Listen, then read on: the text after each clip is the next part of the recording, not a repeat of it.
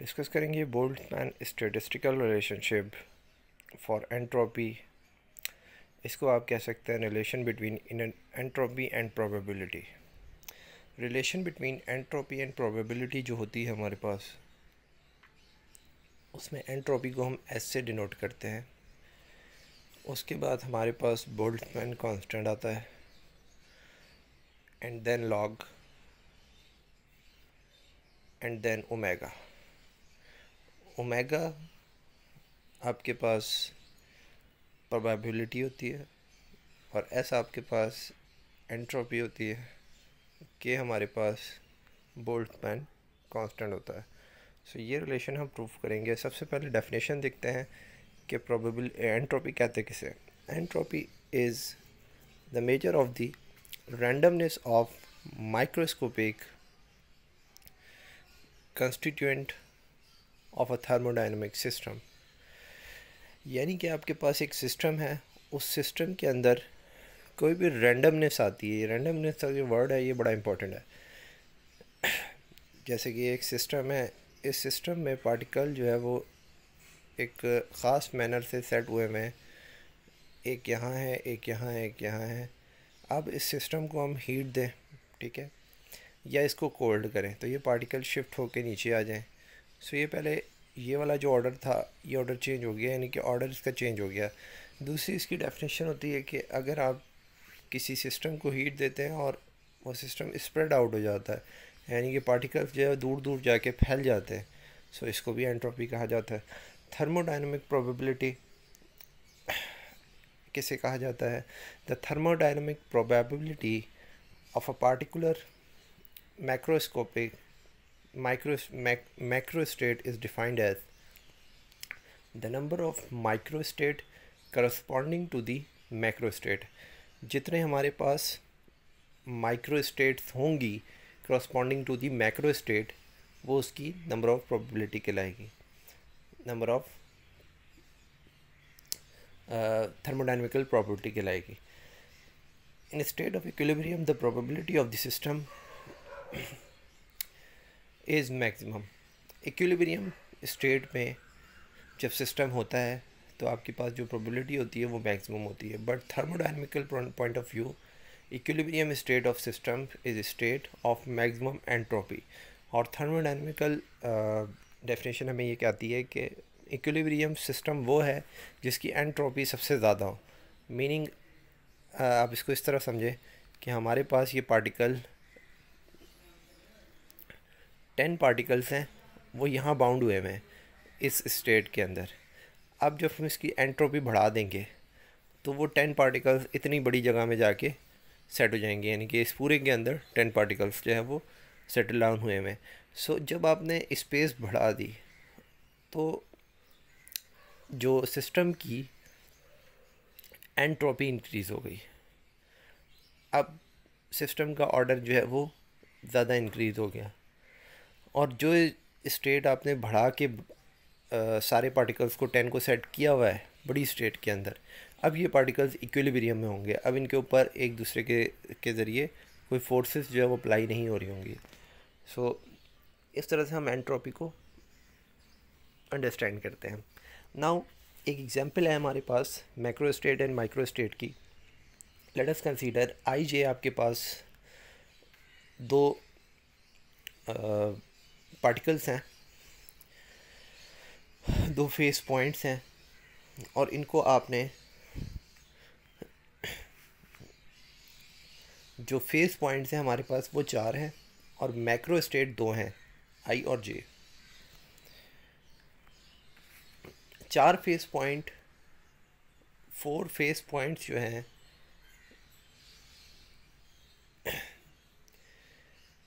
ये कुछ इस तरह हैं कि 4 आपके पास 1 में आ जाएं और 0 सेकंड में आई के अंदर, यानी कि अब ये हमारी मैक्रो स्टेट्स हैं आई और जे। और अब हम इसकी माइक्रो स्टेट्स बनाना चाहते हैं कि आई और जे के अंदर पार्टिकल्स को 1 बाय 1 4 पार्टिकल्स को किस तरह हम डिस्ट्रीब्यूट कर सकते हैं, कितने हमारे पास मेजर पॉसिबिलिटीज़ हैं। सो इसकी जो मैक्रो स्टेट्स को हम एलोबरेट करेंगे वो कुछ इस तरह है। फेस पॉइंट्स में कि 4 पार्टिकल्स आई के अंदर आ जाएं, 0 पार्टिकल जे के अंदर, 3 पार्टिकल आई के अंदर, 1 पार्टिकल जे में, देन 2 पार्टिकल आई में, 2 पार्टिकल जे में। एक और पॉसिबिलिटी है 1 पार्टिकल आई में, 2 पार्टिकल्स 3 पार्टिकल्स जे में, 0 आई में और 4 जे में। अब अगर आप इन 4 पार्टिकल्स को नेम देते हैं ए बी सी डी का, सो यहाँ पे A B C D particles I में, 0 पार्टिकल्स जे में, 3 पार्टिकल्स आई में, 1 पार्टिकल जे में।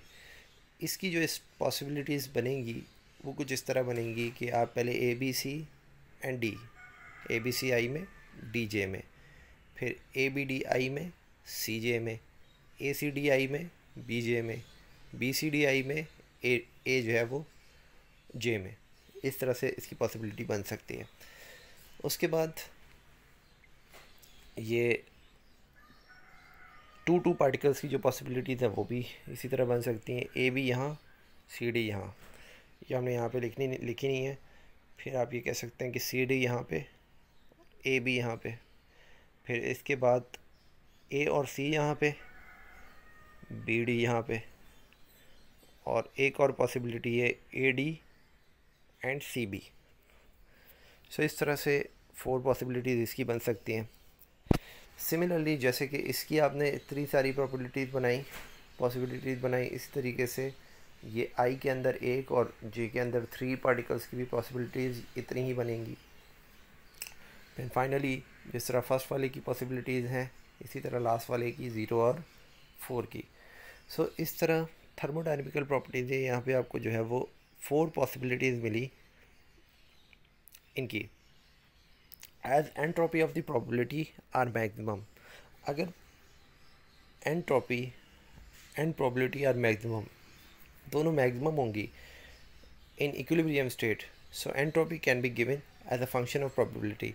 सो ये वाली जो स्टेट्स हैं अब हमारे पास जहाँ पे प्रोबेबिलिटी ज़्यादा आ रही है, ये स्टेट्स हमारी इक्विलिब्रियम स्टेट्स हैं और यहीं पे हमारी मैक्सिमम प्रोबेबिलिटी है एंड मैक्सिमम एंट्रोपी है। सो जहाँ मैक्सिमम एंट्रोपी आ रही है वहीं मैक्सिमम प्रोबेबिलिटी आ रही है, तो दोनों एक दूसरे का फंक्शन है। So S as a function of probability हम ये कह सकते हैं। एस आपके पास जो हम सिंबल यूज़ करेंगे एंट्रोपी के लिए यूज़ करेंगे, ओमेगा यूज़ करेंगे प्रोबेबिलिटी के लिए। Late us consider 2 independent system A and be having entropy S1 S2 and probabilities omega 1 omega 2 respectively, then the entropy of 2 system together is given as। तो total entropy आप कैसे देंगे, S1 और S2 को add करवा दें। दो हमारे पास सिस्टम है, एक सिस्टम A है और एक सिस्टम B है। इस सिस्टम की प्रोबेबिलिटी S1 है, इस सिस्टम की प्रोबेबिलिटी S2 है। इस सिस्टम की एंट्रोपी S1 है और B सिस्टम की एंट्रोपी S2 है। ओमेगा 1 प्रोबेबिलिटी है सिस्टम 1 की और ओमेगा 2 प्रोबेबिलिटी है सिस्टम 2 की। सो अगर दोनों की कंपोजिट प्रोबेबिलिटी बताई जाए सो वो होगी omega equals to omega 1 into omega 2। Probability जब हम कंबाइन फंक्शन की निकालते हैं तो दोनों को मल्टीप्लाई किया जाता है। दस फ्रॉम इक्वेशन नंबर 1 जो हमने यहाँ स्टार्ट में लिखी थी S as a function of omega, इसमें आप ये पुट कर देंगे S is equals to F of omega. Now S is equals to F of omega 1 into omega 2, क्योंकि ओमेगा हमारे पास किसके बराबर है, ओमेगा 1 इंटू ओमेगा 2 के। यहाँ से हम ये कह सकते हैं कि अगर एंट्रोपी लिखे सिस्टम ए के लिए so S1 is equals to F of omega 1 लिखा जा सकता है और S2 is equals to F of omega 2 लिखा जा सकता है। सो इक्वेशन 2 ये वाली जो इक्वेशन थी जिसमें हमने कहा था कि S1 plus S2 is equals to S के बराबर है, इस S की जगह पे एक वैल्यू रखेंगे हम F of omega 1 into omega 2, यहाँ पे आएगी एफ ऑफ ओमेगा 1, यहाँ आएगा एफ ऑफ ओमेगा 2। सो इस तरीके से ये हमारी इक्वेशन 2 सेट हो गई। ऑन डिफरेंशिएटिंग पार्शियली, अगर हम इसको पार्शियली डिफरेंशिएट करें, सो ज़रा देखिएगा, with respect to omega 1 first of all किया है, सो यहाँ पे भी ओमेगा 1 आएगा, यहाँ पे भी ओमेगा 1 आएगा। ये जो आप इसका जो डिफरेंशिएट लेंगे विद रिस्पेक्ट टू ओमेगा 1, सो इसको आप लिख सकते हैं एफ डैश ऑफ ओमेगा। जैसे कि एफ ऑफ एक्स का जब हम डेरिवेटिव लेते हैं, एफ ऑफ एक्स के साथ डी अपॉन डी एक्स जब हम लिखते हैं सिंपल कैलकुलस में, सो उसको आप क्या लिखते हैं, F dash of x.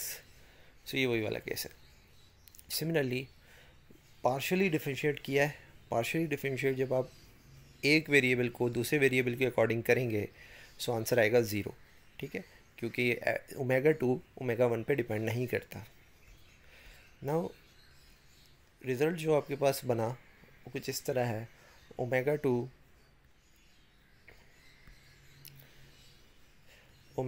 Into F dash omega 1 omega 2 is equals to F dash of omega 1।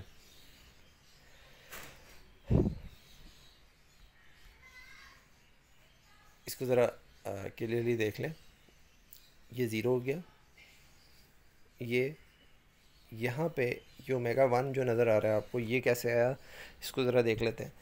तो सबसे पहले हम जब इसका डिफरेंशिएट लेंगे, सो फंक्शन के ऊपर डैश आ जाएगा, and then omega 1 and omega 2 का अलग से साथ में डेरिवेटिव लेंगे। जब आप ओमेगा 1 और ओमेगा 2 का डेरिवेटिव लेंगे तो obviously omega 1 del omega 1 divide by del omega 1, इसका डेरिवेटिव 1 हो जाएगा और ये आपके पास रिज़ल्ट में बचेगा। तो ओमेगा 2 यहाँ पे इस तरह से रिज़ल्ट में बचता है हमारे पास। सो ये बन गई equation, omega 2 F dash omega 1 omega 2 is equals to F dash omega 1। अब हम उसी इक्वेशन को जो ऊपर हमने लिखी थी उसको with respect to omega 2 differentiate करेंगे। जब आप इसको with respect to omega 2 differentiate करेंगे, सो यहाँ ओमेगा 1 आ जाएगा, साथ में एफ डैश ओमेगा 1 ओमेगा 2 है। अब ओमेगा 1 वाली टर्म जो है वो आपके पास ज़ीरो हो जाएगी, क्योंकि ओमेगा 1 ओमेगा 2 पे डिपेंड नहीं करता।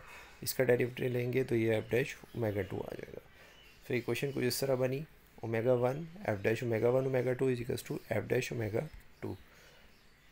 इन बोथ दी इक्वेशंस को अगर हम डिवाइड कर दें, इक्वेशन नंबर 4 इक्वेशन नंबर 5 को, सो जो रिज़ल्ट आएगा उसमें से जो कॉमन चीज़ है वो ये है, ये कैंसिल आउट हो जाएगी। Omega 2 divide by omega 1 is equals to F dash omega 1 divide by omega 2, ये रिज़ल्ट बना।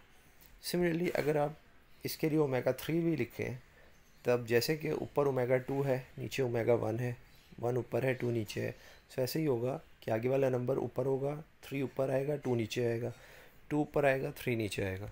सो इस तरह हम एक और रिलेशन लिख सकते हैं। दोनों इक्वेशंस को आप इस तरह भी करके लिख सकते हैं। अब वही है कि इस इक्वेशन में जो चीज़ कॉमन आई है वो ये है, omega 2 F dash omega 2 omega 2 F dash omega 2। So हम ये कह सकते हैं omega 1 F dash omega 1 is equals to omega 3 F dash omega 3, and which is equals to also equals to omega 2 into F dash omega 2। So directly ये कह सकते हैं omega 1 F dash omega 1 is equals to omega 2 F dash omega 2 omega 3 F dash omega 3 up to so on, और ये चलता जाएगा। और ये हमारे पास जो है वो एक कांस्टेंट की इक्वल है, वियर के इज़ एनी कांस्टेंट, के आपके पास कोई भी कांस्टेंट हो सकता है।